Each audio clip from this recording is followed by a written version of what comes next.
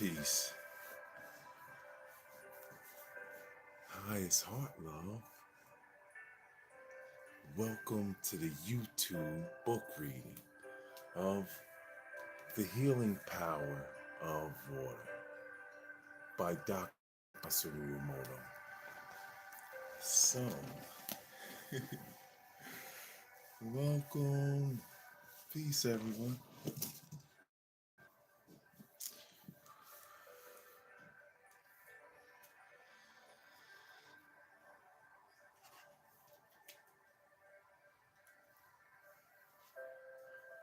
We pick up chapter 18. All right. Page 231. Oh, I'm sorry. Look at that. Did so much.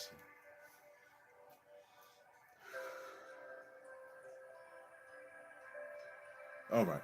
The page 241. We will begin at chapter 19. Mother Ganges, India's Sacred River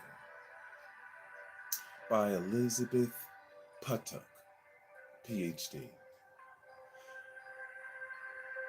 Verily, Ganga is the path to heaven of those that have bathed in her current. That's from the Mahabharata.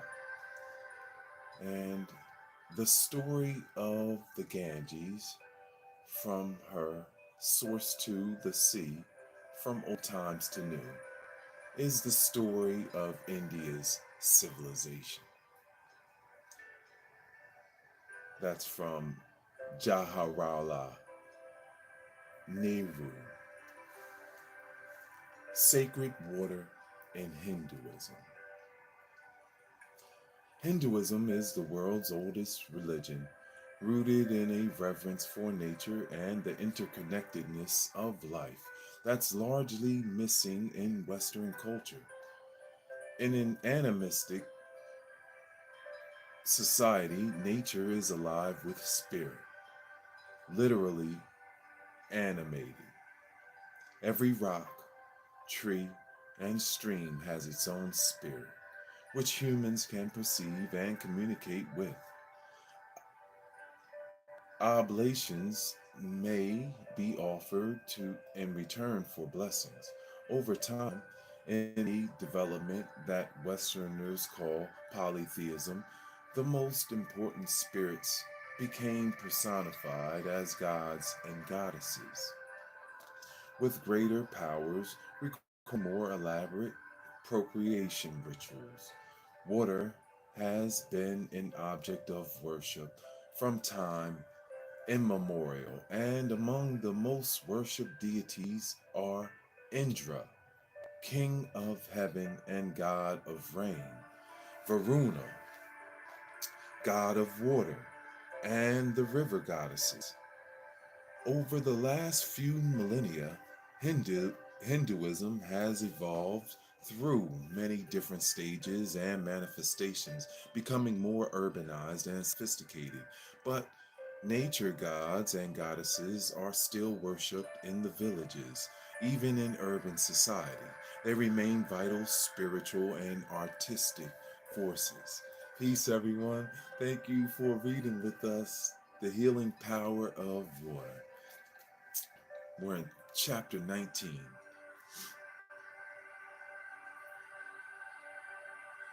For the purity conscious Hindu social system in which pollution is inevitably accumulated on a daily basis, water plays a central role in both domestic and public rituals. Water is a purifier, a life giver, and destroyer of evil. It cleanses, washes away impurities and pollutants. In most Hindu families, it's considered auspicious to keep a vial of Ganga Jal, sacred water from the Ganges, in the house. This is used to purify the body, household objects, and rooms. Bathing or sprinkling oneself with water is the customary way to rid oneself of impurities when entering the house, before eating, and on many other occasions. Water is also important in rites of passage. Newborn babies are sprinkled with water in a ritual similar to Christian baptism. See chapter 11. Brides take a ceremonial bath similar to the Jewish mikveh. See chapter 12. While the groom has his feet washed by his prospective brother in law. The last rite of life is to place drops of sacred water, preferably ganja jal, in the dying person's mouth. Water is also essential to temple ritual. Every temple has its own sacred wells and tanks, and both priests and worshippers bathe before entering the sanctum. Statues of the gods are immersed in water before installation, and daily libations of water or flowers and leaves soaked in holy water are offered to gods, rishis, saints, and ancestors. Water may also be sipped during prayers and invocations. To Hindus, all water is sacred, but rivers are particularly venerated on account of the purifying quality of running water. Water absorbs pollution, but moving, flowing, or falling water has a great cleansing power that carries impurities away. This power can be utilized by sprinkling water over your head or taking a dip in a running stream. Rituals that remove most kinds of daily contamination. The current of a river changes constantly, but in the body of the river dwells a spirit who controls the flow of the water. River spirits are appropriated and deified as goddesses. Ganja Ma, sacred river and goddesses. And here's a map of the Ganges from source to sea.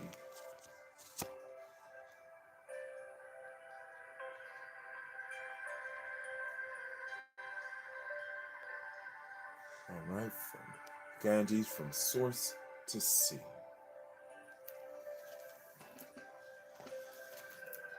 There are seven sacred rivers in India, of which the holiest is the river Ganges, or Ganga. Its source is high up in the Himalayas, India's holiest mountain, in a glacial cave. For over 1,500 miles, it flows through the plains and cities of northeastern India, joining the sacred river Jumna or Yamuna at Allahabad, before eventually merging into the Bay of Bengal. Mythologically, at least, the Ganges course way beyond its earthly boundaries to the realm of moksha, spiritual liberation.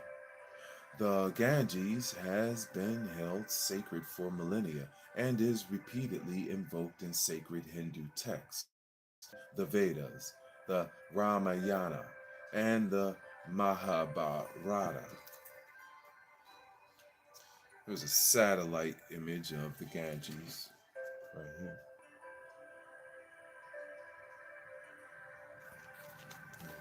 Welcome. Oh, thank you. God bless me. Thank you. Oh, man. Highest heart love. Thank you so much. Highest heart love. Peace, everyone. We're at the top of page 244, okay? Here we are. In an ancient society that depended on the seasonal monsoons for its agricultural needs, the perennial nature of the Ganja was literally a godsend, personified as Ganja Ma, Mother Ganges. The river is revered as a powerful goddess who embodies the cardinal virtue of purity, cleansing the sins of the faithful and aiding the dead on their path towards heaven. Ganja is righteousness in liquefied form. She is an energy also running in a liquid form over the earth, the of the heavens. She has sprung from the highest mountain for running over the plains and conferring the most precious benefits on all creatures of the earth. She is the highest cause of all things. She is perfectly stainless. She is as subtle as Brahma. There are many versions of the Ganges creation myth, but in most stories, she transforms herself into a river and flows out of the big toe of the god Vishnu. Or perhaps she manifests herself the hair or ear of the great god Shiva. Salutations to Lord Shiva, who holds ganja in his matted hair, or even the mouth of the silver cow, Gumyukai. Ganji, Ganja's heavenly origin and descent to earth makes her an effective intermediary between the two humans and gods. Images of Ganja on a crocodile and Yamuna on a tortoise flank the doorways of early temples. Entering the temple, devotees were symbolically cleansed by the pure waters of these two rivers. Bathing in the Ganges. Peace. Much love. Welcome. Thank you for reading The Healing Power of Water. We are in the 19th chapter. There's only two more chapters left by Dr. Masaru Emoto. Thank you for reading with us. Bathing in the Ganges. In cities along the river, daily dips are an important ritual among the faithful. Many cities are considered sacred and have become pilgrimage sites for people from all over the world. The gang the Gangotri at the river's source, Sagar Island, where it flows into the sea, and Varanasi, formerly Benares, the holiest city of all, one of the world's major pilgrimage centers and most auspicious place to die, and Allahabad, where the Ganga and Jamuna meet, the site of the most important festival in Hindu religious calendar, the Kumbh Mela, where millions of pilgrims from all over the globe gather for the bathing ritual. Many Hindus believe that water from the Ganga can heal sickness of body and soul and cleanse the soul of all past karma. Ganja jal is often used to anoint the forehead of someone who's ill and is drunk with one's last breath to take the soul to heaven. Peace, everyone. Even a single drop of Ganges water carried by the wind over a great distance is believed to cleanse a lifetime's of sins. By seeing, touching, and drinking the waters of Ganja, or even by applauding Ganja, hundreds and thousands of sinful men became cleansed of all their sins from the Mahabharata. Bathing, immersion in the river itself is even more purifying. Hindus may travel great distances to scatter the ashes of their relations in the waters of the Ganges, with the aim of helping them attain a better rebirth and ultimately freedom altogether from samsara, the cycle of death and rebirth. Even more desirable is to be cremated in Varanasi, the most sacred city on the Ganges. It's been said that death, which elsewhere is polluting, is here holy and auspicious. People travel from all over India and even internationally to spend their last days in Varanasi. The river is lined with ghats, stone platforms with steps leading to the water, where the funerals are held and the pyres burn non-stop. Pollution and purity, the middle of page 246. There's a paradox at the heart of Hinduism, which reveres nature but isn't a nature loving culture in the Western sense. Gardens and parks are often left untended. Even in wealthy cities, animals may be neglected or mistreated. Yet, while mangy curs wander the streets looking for scraps, cows still have the right of way and hold up the traffic with impunity.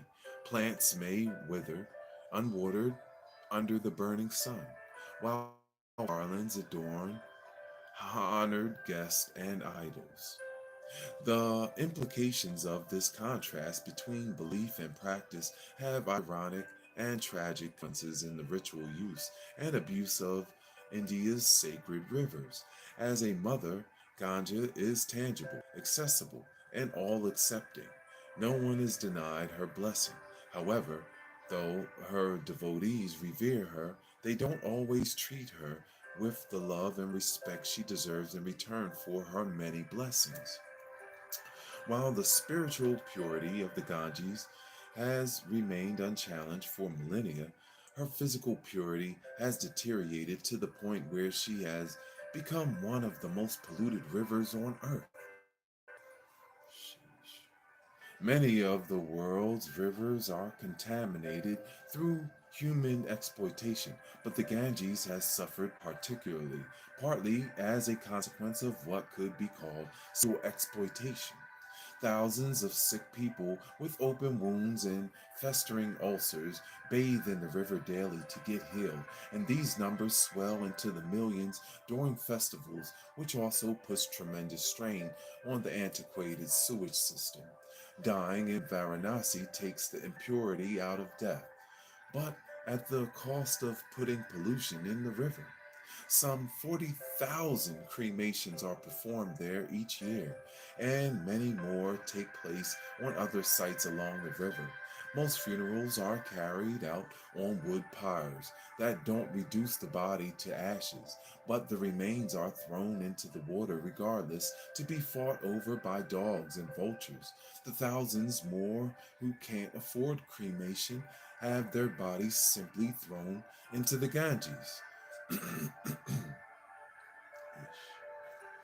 It's an all too common sight to see partly burnt corpses floating down the river, along with the carcasses of thousands of dead, scared, sacred cows and assorted household rubbish. Sacred ritual is only one source of pollution. The Sacred Land Film Project has produced a report on the Ganges based on extensive scientific research, which identifies the main source of contamination as organic waste, trash, sewage, food, human, and animal remains. Around 1 billion liters in the Ganges each day, along with massive amounts of chemicals, including DDT, industrial pollutants, and toxic chemical waste from the booming industries along the river. The level of pollution is now 10% higher than the government standard for safe river bathing, let alone drinking. Governments. One result of situation is an increase in cholera, hepatitis, typhoid, and ambic, ambic dysentery. An estimated 80% of all health problems and one-third of deaths in India are attributable to waterborne illnesses. Wildlife is also under threat, particularly the river dolphins. They were one of the world's first protected species, given special status under the reign of Emperor Ashoka in the 3rd century BC. They're now a critically endangered species, although protected once again by the Indian government and internationally under the Cities Convention. Their numbers have shrunk by 75% over the last 15 years, and they have become extinct in the main tributaries, mainly because of pollution and degradation. However, at least in one stretch of the river, numbers are rising, owing to the efforts of the Dolphin Man, Dr. Sandeep Behera, World Wildlife Fund, India. There have been various projects to clean up the Ganges and other rivers, led by the Indian government's Ganga Action Plan, launched in 1985 by Rajiv Gandhi, grandson of Jawaharlal Nehru. Its relative failure has been blamed on mismanagement, corruption, and technological mistakes, but also on lack of support from religious authorities. This may well be partly because the Brahmin priests are so invested in the idea of the Ganja purity and afraid that emission will undermine the central role in water in its ritual,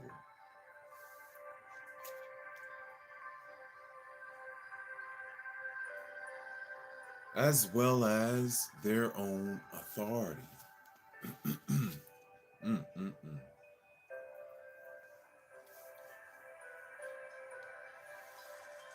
There are many temples along the river conducting a brisk trade and ceremonies, including funerals and sometimes also the sale of bottled ganja jar.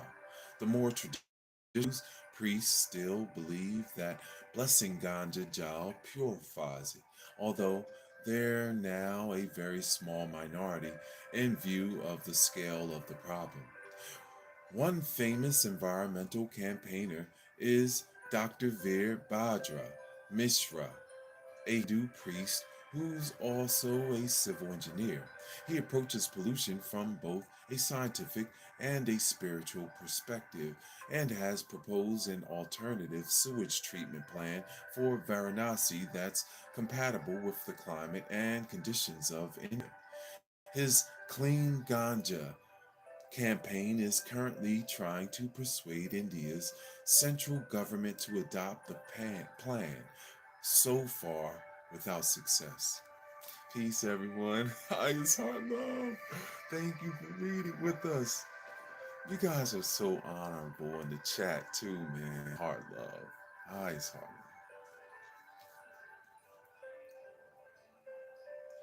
One famous and yes, Dr. Mishra describes the importance of protecting this sacred river. There is a saying that the Ganges grants us salvation. This culture will end if the people stop going to the river, and if the culture dies, the tradition dies, and the faith dies. Mishra feels it implying new language for the river that respects the Hindu worldview and veneration of the Ganges. To tell a Hindu that Ganga, goddess and mother, is polluted or dirty is an insult, suggesting that she's no longer sacred. Instead, it needs to be made clear that human action, not the holy river herself, is responsible for allowing our mother to be deified, defiled.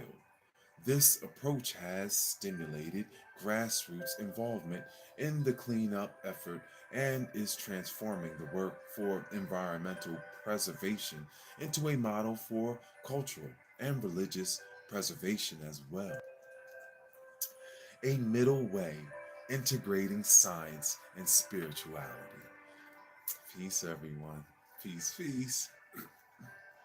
We're at the top of page 249. Coming to the conclusion of this book.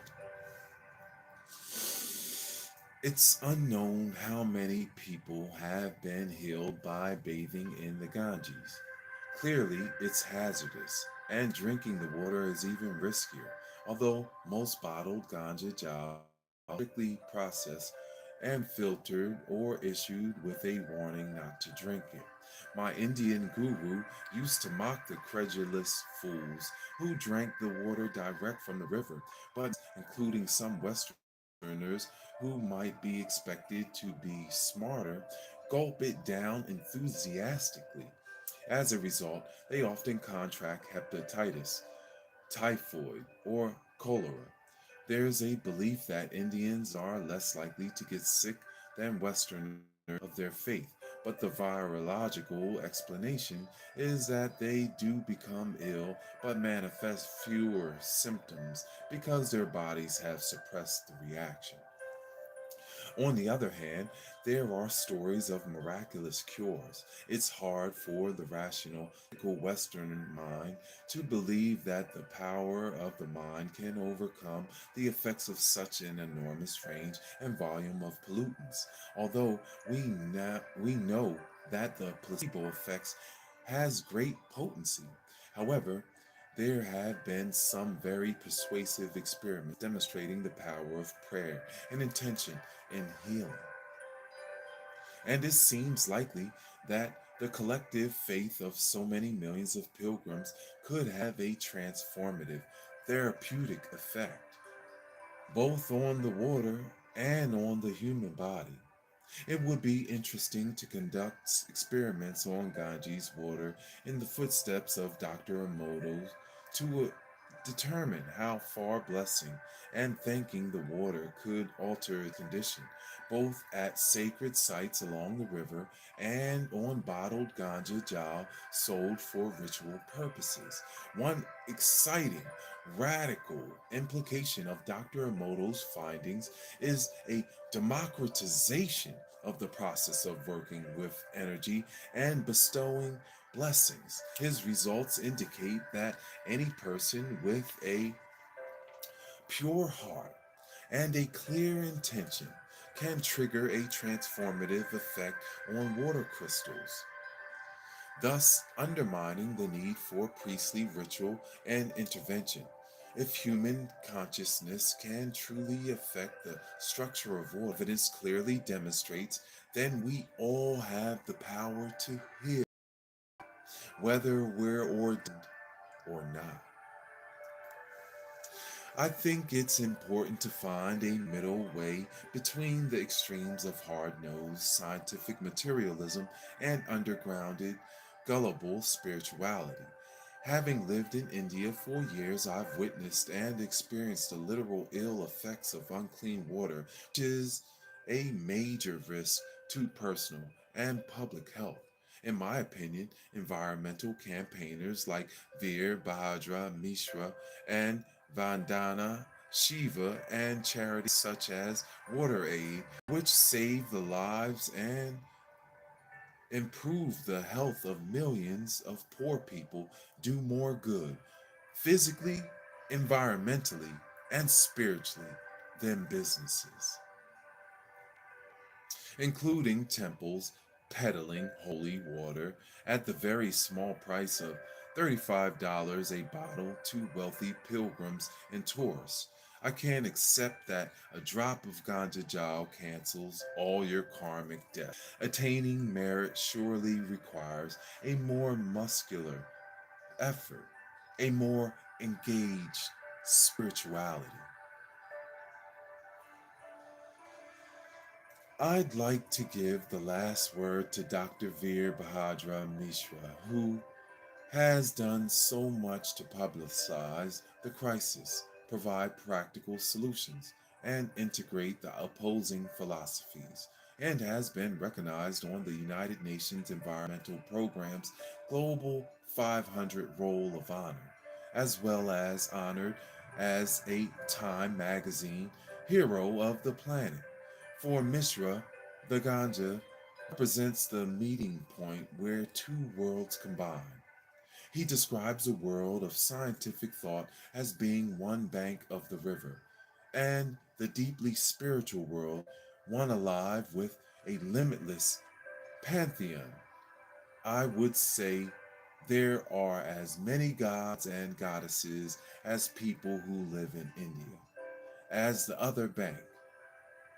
And he says they're both equally important. All right, this is the last little bit. Bottom of page 250. We did it again, guys. Reading another book. Highest Heart Love. Welcome. Thank you for reading with us. Here we go. This is the last little bit. We have to clean all of the river. And only then our hearts will be happy. It cannot be cleaned just by technology, just by setting up the right kind of infrastructure. There has to be an intermixing of culture, faith, science, and technology. We have that kind of living relationship with the river. You, Western societies, have the best technology, so both the societies need to interact with each other to take care of these rivers. And that concludes chapter 19. We're moving on to chapter 20. I love you. Much love, guys. We're moving on to chapter 20. We only have 2 chapters left. Chapter 20 is a very short and brief chapter, so I think I'll take that and do it together with chapter 21 and finish out this book on the next read. What do you say, guys? We'll see about that. I will see you soon. Thank you for reading The Healing Power of Water by Dr. Masaru Emoto with us. I'm your moderator and narrator, Uriel, NEVEU, Wiley. Look, we got Venus Jones right here. Venus Love Jones, one of my favorite authors and poets in the world. Go check this out. Little Red, and this book right here is with um, She Rose by Venus Love Jones, a good friend of mine, one of my favorite poets. Hi, it's Heart Love. Well, welcome everyone that in YouTube that comes and reads. We love the readers. We're passing on, shaking up the world.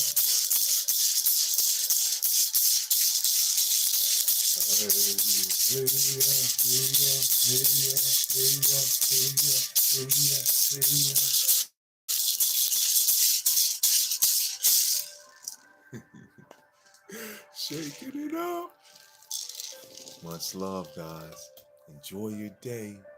I want you to have much love and respect for the life around you, for all those around you. It comes back.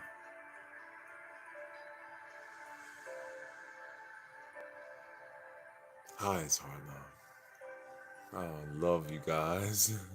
Thank you so much for being here and reading with us. Peace.